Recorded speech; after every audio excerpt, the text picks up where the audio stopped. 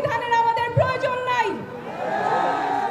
আমাদের লাগবে নতুন সংবিধান যেটা বাংলাদেশের সকল নাগরিকের অধিকার সংরক্ষিত রাখবে। বাংলাদেশ হবে সকল নাগরিকের, বাংলাদেশ হবে বাংলাদেশের মানুষের জন্য।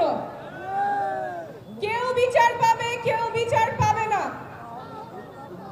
যার ক্ষমতা আছে, যার টাকা আছে, ক্ষমতায় কেউ আছে তাকে চেনে, শুধু তারা বিচার পাবে, কিন্তু সাধারণ মানুষ বিচার পাবে না। ওই বাংলাদেশে আমরা যাব না।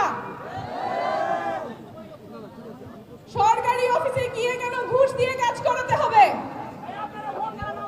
সরকারি অফিসে বাংলাদেশের নাগরিক তার নাগরিক হিসেবে সুযোগ সুবিধা পাবে।